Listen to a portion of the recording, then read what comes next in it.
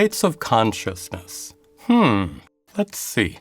There's cosmic consciousness, Krishna consciousness, environmental consciousness due to concerns about global warming, and if you happen to be on a diet, you might be weight conscious or calorie conscious.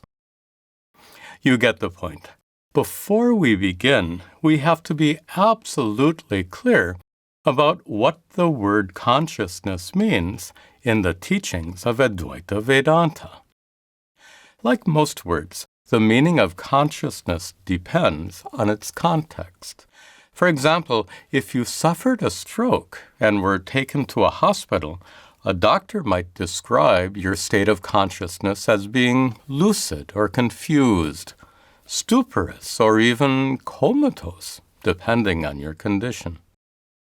These words actually describe how you respond to external stimuli, like verbal instructions or being touched. These medical terms don't really describe your inner state of consciousness. After all, no doctor can truly know what you yourself feel or experience while you're lying there in the emergency room. Suppose the stroke temporarily robbed you of your ability to talk or move, but you remain completely alert and fully aware of everything happening around you. If you couldn't respond to the doctor's questions or even open your eyes, the doctor might say that you're unconscious, you're in a state of coma. If you heard the doctor say that while you were lying there, fully alert, you'd be quite surprised. Suppose the doctor orders an electroencephalogram, an EEG test, to measure the electrical activity of your brain. By reading the charts, the doctor could correctly assess your condition and realize his mistake. But even then, the EEG test would not tell the doctor anything whatsoever about your inner subjective experience. Your consciousness is a private reality. It can't be known by anyone other than you. So then, what exactly is that consciousness, your consciousness? Well, consider what's happening right now in the waking state as you watch this image of me on a screen and you hear the sound of my voice. The images and sounds are captured by your eyes and ears. Then, specialized nerves convey all that information to your brain. Your brain is an unimaginably intricate network of 100 billion neurons, each of which send thousands of electrochemical signals to other neurons. As a result of this fantastically complex process, images of me and sounds of my voice arise in your mind. And as they arise in your mind, you become conscious or aware of them. You are aware of the contents of your mind. In addition to these images and sounds, various kinds of thoughts and emotions also arise in your mind, and you become aware of them as well.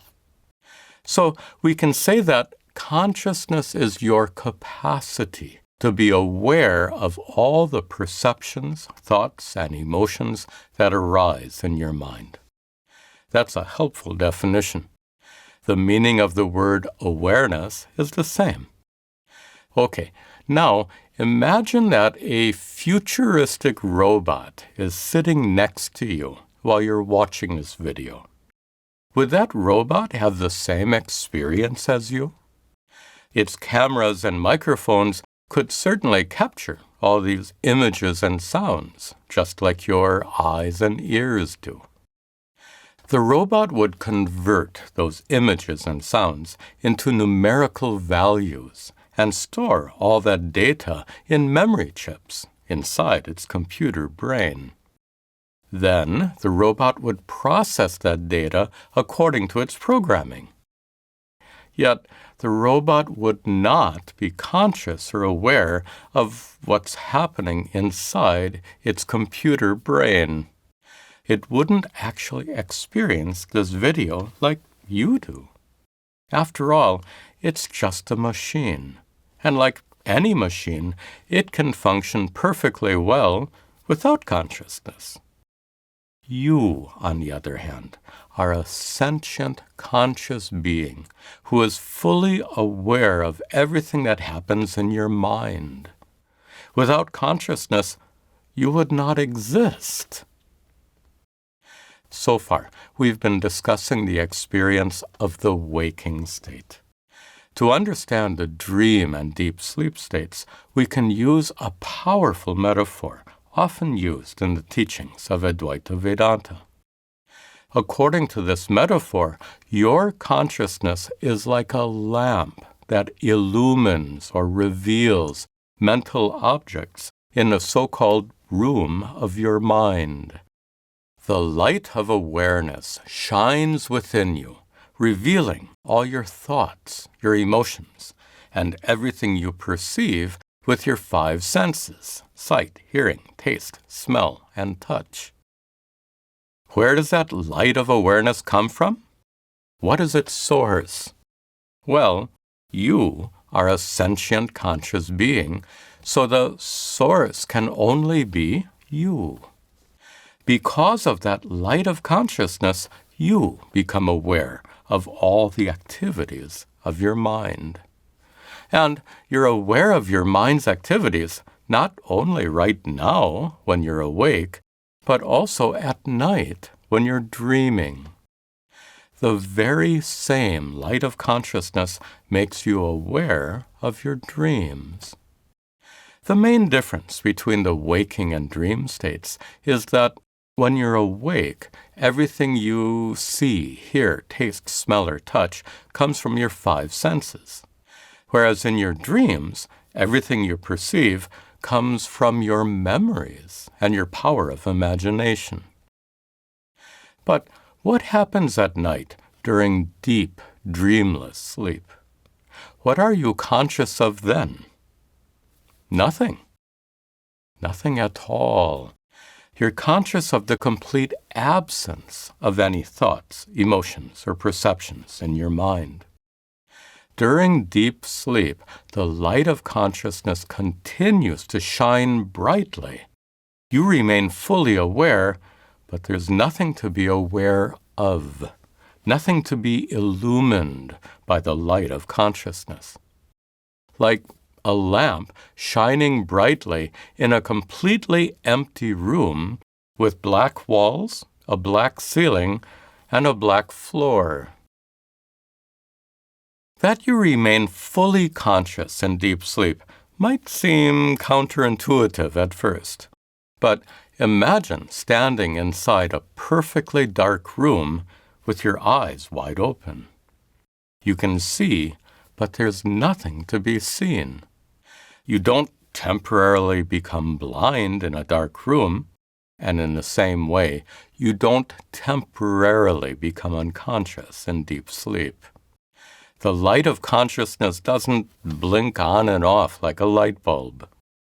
As a sentient being, you are the source of that light, and it's absurd to suggest that you cease to exist in deep sleep. So, these are the first 3 states of consciousness: the waking state, jagrat avastha, the dream state, svapna avastha, and dreamless sleep, sushupti avastha. These states alternate every day and night. During the waking and dream states, you're aware of the activities of your mind, and in deep sleep, you're aware of the absence of any mental activity. To be aware of these 3 changing states is like going to a movie theater showing a double feature, 2 films in one show, as was done long ago. The films are projected on a screen, and that screen represents your mind. Just like you watch everything projected on the movie screen, similarly, you're aware of all the thoughts, emotions, and perceptions that arise on the so-called screen of your mind. Suppose the first film is a highly emotional drama about a person just like you. That film represents your experience of the waking state. Suppose the second film is a science fiction fantasy taking place on a distant planet. That film represents your experience of the dream state. Then, after the second film concludes, there's a break until the next show begins. During the break, the theater screen remains dark, and you see nothing at all. Sitting in a dark theater, staring at a dark screen, represents your experience of deep sleep. This movie theater metaphor is a favorite of mine. It seems to nicely explain all three states of consciousness. But what about Turiya, the fourth state of consciousness? That's what we'll discuss next.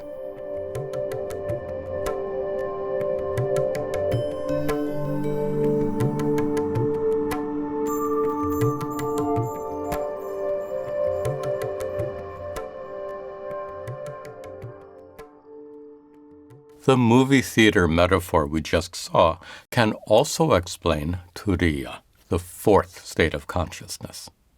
Look at this. In this metaphor, the screen represents your mind, and the person watching the screen represents your consciousness. Like the movie screen alternately shows the first film, second film, and darkness, in the same way, your mind alternates between the states of waking, dream, and deep sleep. Note that it's the very same person who watches the first film, the second film, and the dark screen. Likewise, it's the very same consciousness, your consciousness, that reveals the contents of your mind in the states of waking, dream, and deep sleep. So, really speaking, it's your mind that undergoes these three states, not consciousness. To describe waking, dream, and sleep as three states of consciousness is somewhat misleading. It's more accurate to call them three states of mind. Usually, they're referred to as three states of experience. In Sanskrit, they're called avastha traya, which simply means three states. Okay, but what about the so-called fourth state of consciousness, Turiya?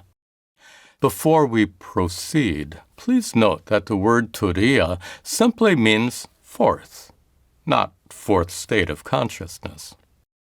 The best way to begin this inquiry is with the famous Mandukya Upanishad, the scripture in which the word Turiya is found for the very first time. This Upanishad records the profound insights and discoveries of an ancient rishi who said that Turiya is consciousness itself, the unchanging consciousness that illumines or reveals the three changing states of experience that alternate in your mind. According to the rishi, Turiya is not a particular state of consciousness, nor is it an extraordinary spiritual experience. Turiya is pure consciousness, consciousness that's unborn, uncreated, limitless, vast, and utterly unaffected by worldly suffering, as we'll see shortly. So, according to the rishi, Turiya is not a fourth state in addition to the other three, but rather it's the one unchanging consciousness that's invariably present in all three states.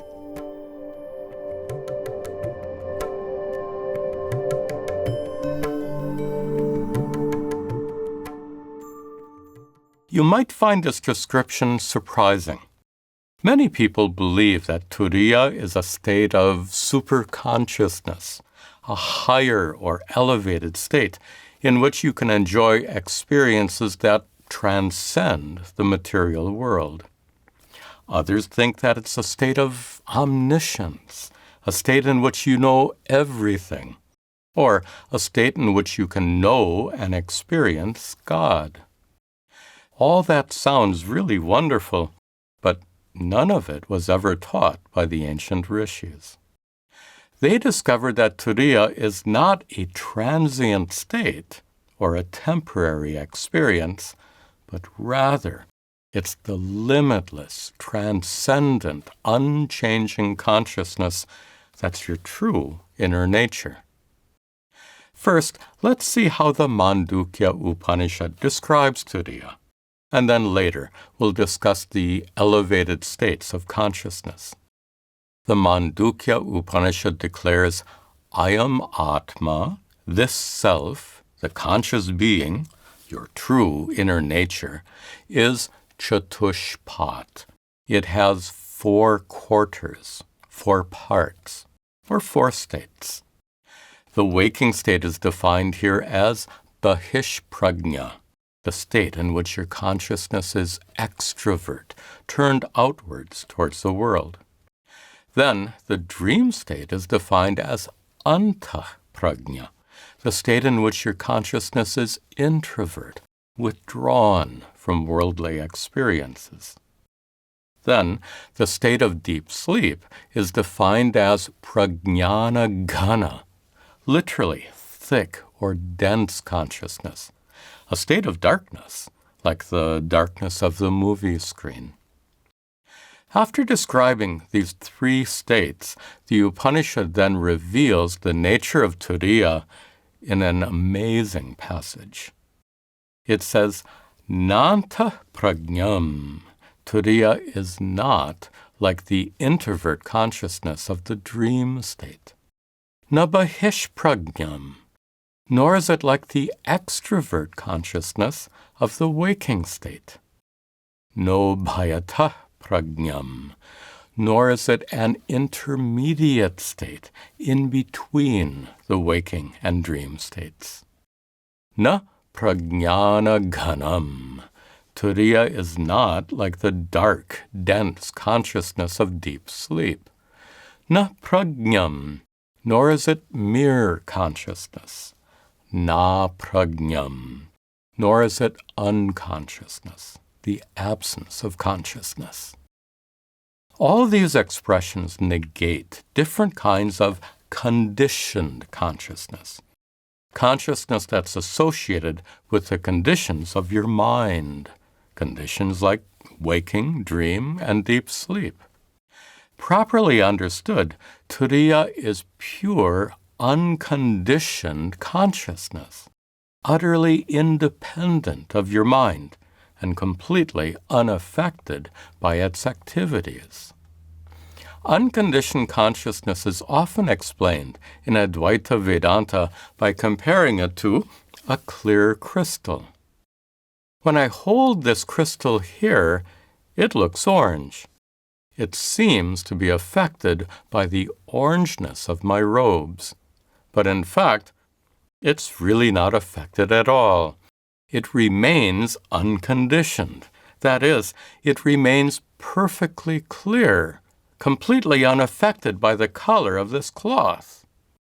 Cloth of different colors can make this crystal look orange, green, or blue.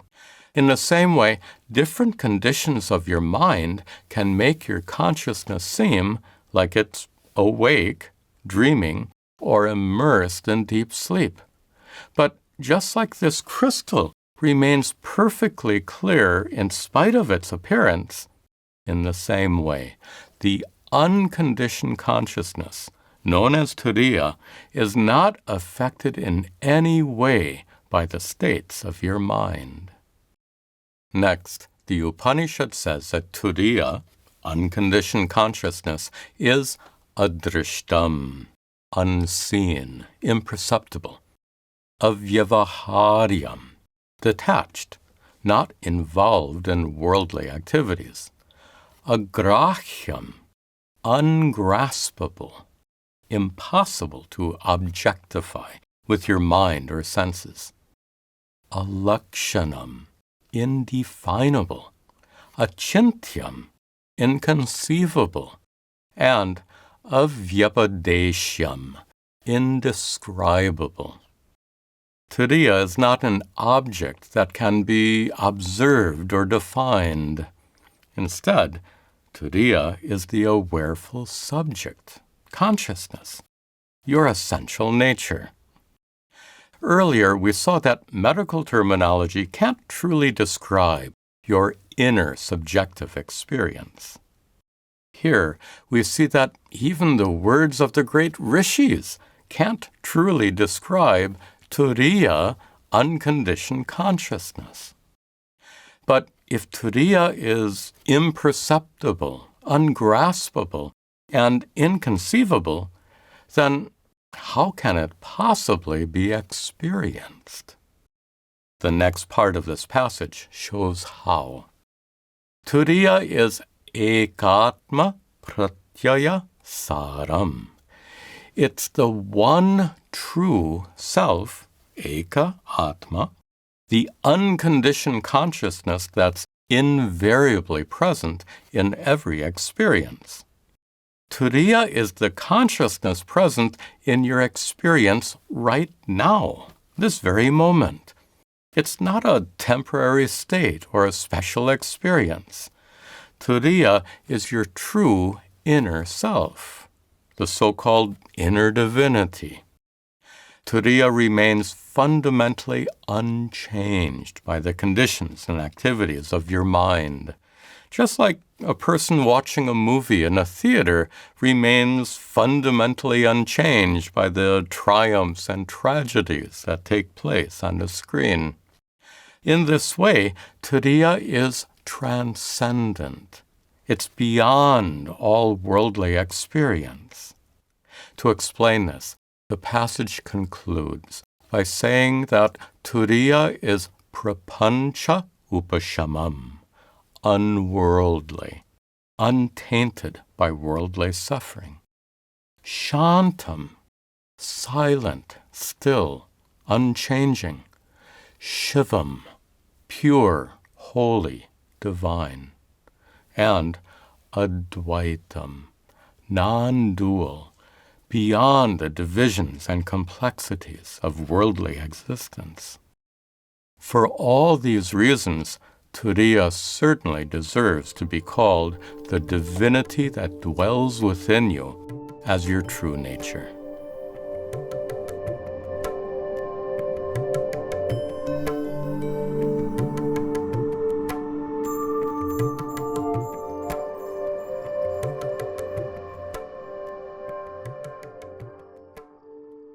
So, according to the Mandukya Upanishad, Turiya is unconditioned consciousness. Just like this crystal doesn't really change color, in the same way, unconditioned consciousness doesn't really change from one state to another. It's your mind that has states, not consciousness. In fact, your mind has many states, and those states can be described in various ways. For example, in the well-known scripture, Yoga Vasishta, its author, the rishi Valmiki, identifies 7 stages or levels of spiritual wisdom. The first stage on the path to enlightenment is shubhecha, a strong desire for enlightenment.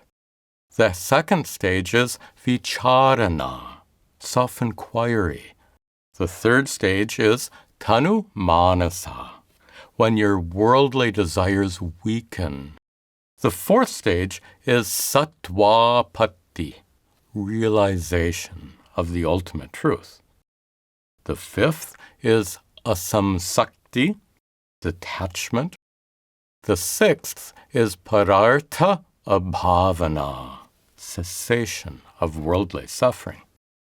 The seventh and final stage is turiyaga, reaching turiya and abiding in unconditioned consciousness. The point here is that these 7 stages of spiritual wisdom are not states of consciousness. They're states or conditions of your mind. Enlightenment takes place in your mind.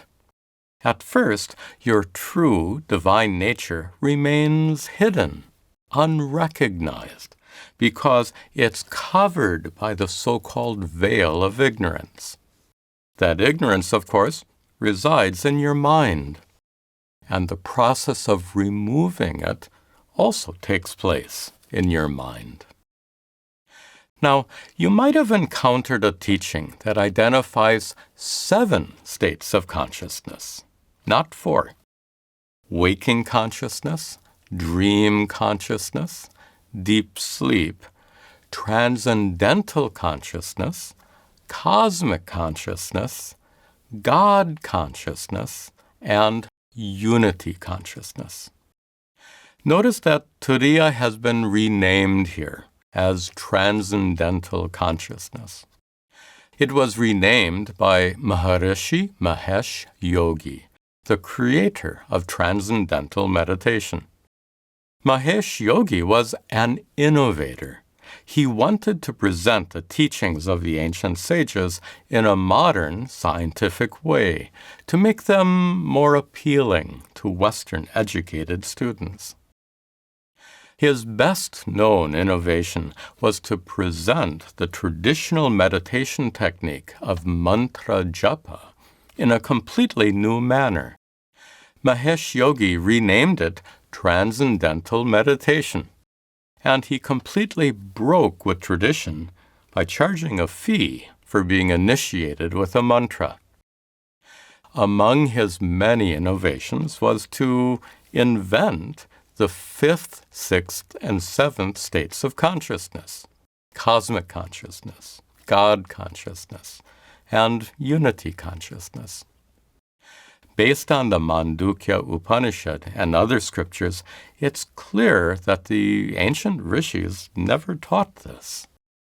Mahesh Yogi's innovations are enthusiastically embraced by practitioners of transcendental meditation, but those innovations are also widely criticized by traditional spiritual teachers. In Vedantic scriptures, there are a handful of references to a state called Turiya Atita, a state that's beyond Turiya. It's briefly mentioned in the Mandala Brahmana Upanishad, but it's not explained there or in any other scripture. So it's generally considered to be an expression that extols the glories of enlightenment and not a definitive teaching. The celebrated modern sage, Ramana Maharshi, was once asked about the state of Turiya Atita. He answered only by saying that atma, the self, is sometimes considered to be beyond Turiya. But he also said there are 3 states only: waking, dream, and sleep. Turiya is not a 4th one. It is what underlies these 3. But people do not readily understand it. Therefore, it is said that this is the 4th state. Sri Ramana said it very well. Because Turiya is not properly understood, it's often called the 4th state. But as we've discussed, there really is no 4th state of consciousness, nor is there a 5th, 6th, or 7th, as some people believe. This kind of misunderstanding can actually lead to a huge problem in spiritual life. Some people are predisposed to seek out the best of everything. They don't want to settle for anything ordinary. So they dine at the best restaurants, they drive the best cars, and they wear the best clothes. This tendency can badly affect one's spiritual practice. For example, if Turiya is good, then Turiya Atita must be better, and Turiya Atita Atita must be better yet. Some misguided spiritual aspirants are driven to seek higher and higher states of consciousness, states that don't truly exist.